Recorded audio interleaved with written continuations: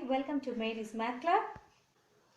The word symmetry came from the Greek word symmetria, means agreement in dimensions due to proportion and arrangement.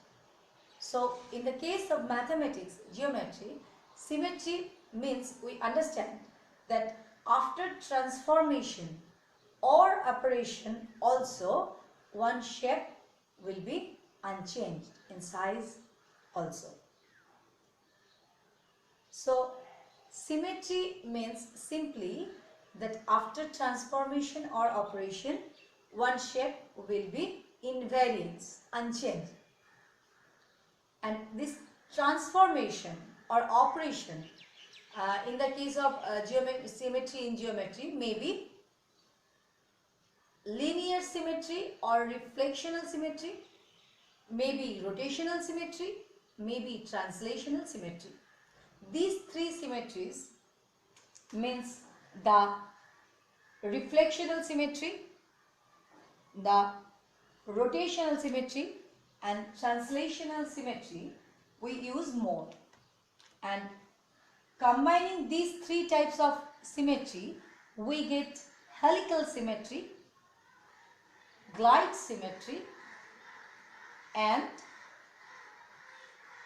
rotoreflection symmetry. Here we will discuss about only reflectional symmetry. Reflectional symmetry is also known as linear symmetry, bilateral symmetry, mirror symmetry or mirror image symmetry. Why this type of name I am telling it because when in the mirror we stand in front of the mirror, we see our image and we see that the distance between me and the mirror and the image and mirror are almost equidistant. That's why name is also mirror image, mirror image symmetry also, because our shape, our size, everything is same in the mirror image.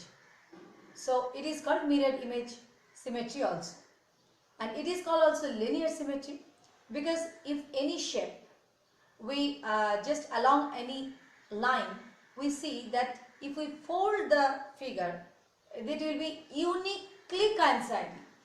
With an example I am saying it, it will be more clear. See, this is an square. Now if I want to fold this, if this is a line here, you can see, and along this line if I fold the figure,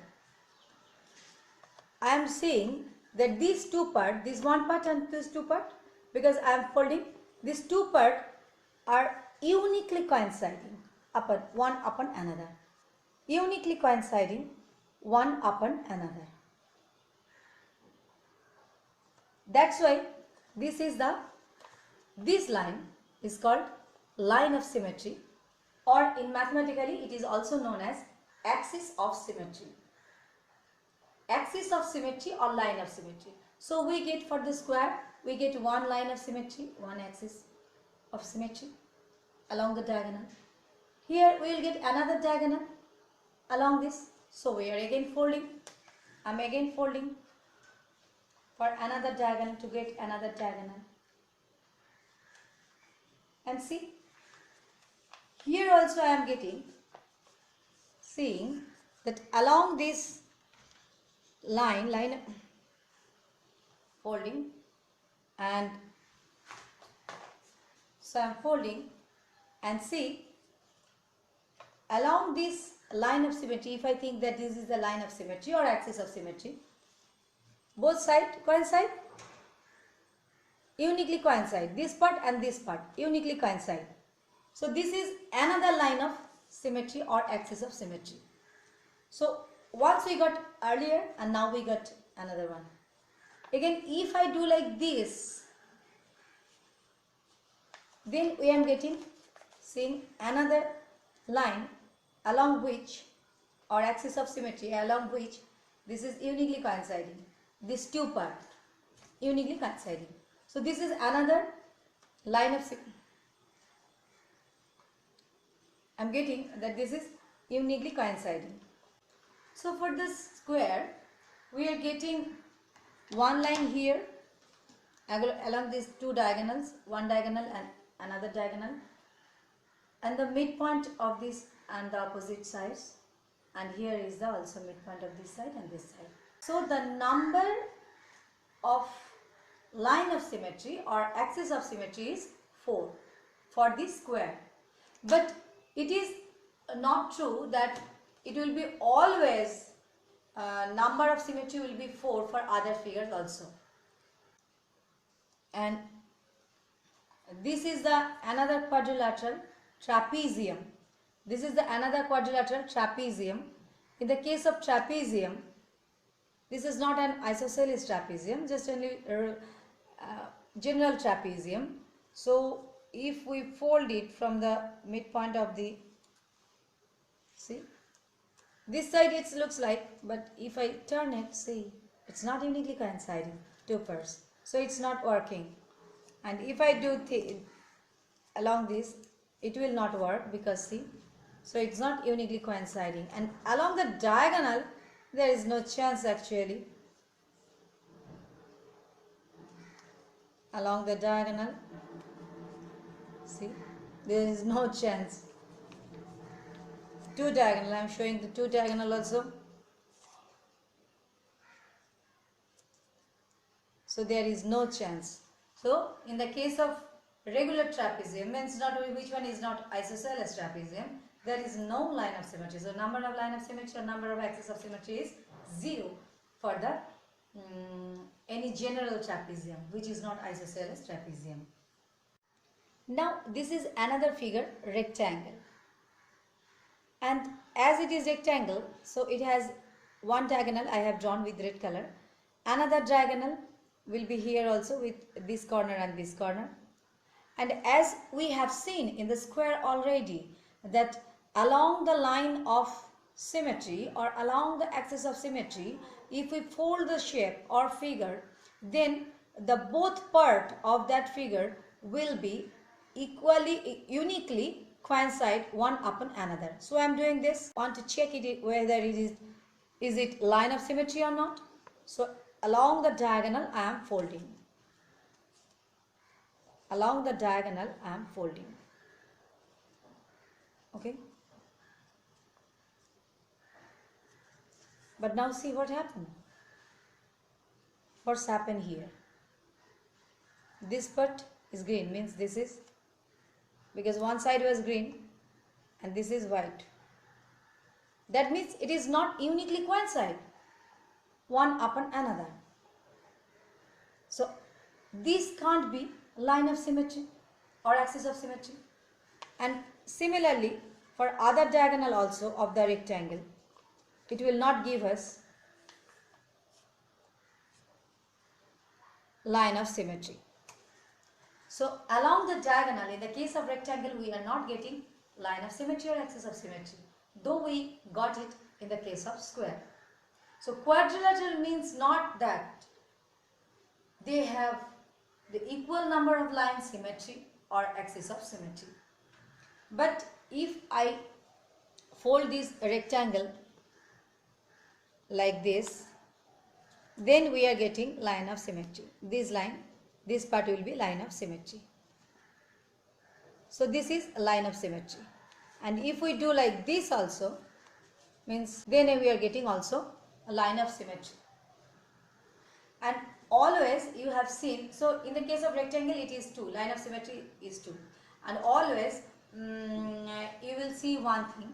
In the case of, this is a 2-dimension figure, and in the case of 2-dimension figure, when there is a line of symmetry or axis of symmetry, we will always get 2 parts if we fold it along the line of symmetry.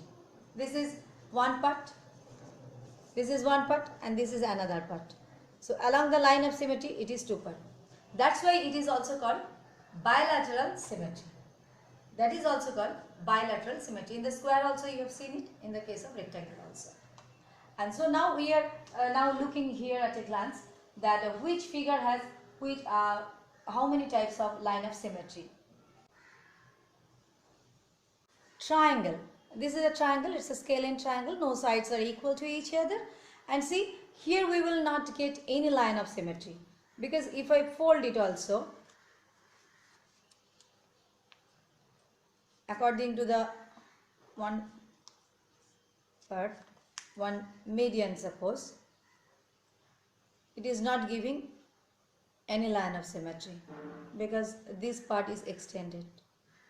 It's not uniquely coinciding. If I do along this, it's not giving any line of symmetry or axis of symmetry. Even I am doing this another median, because one triangle has just only 3 medians. See, here it is also not uniquely coincide. Two parts is not uniquely coincide. That's why scale and triangle has no line of symmetry or axis of symmetry. But that doesn't mean that no triangle has line of symmetry. Yes, some triangle has line of symmetry.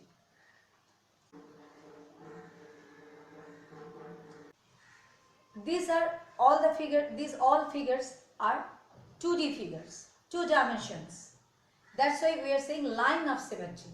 But if it is 3 dimensions, then we will say plane of symmetry. Think about a ball. Along this line of dividing line, we will get line of symmetry.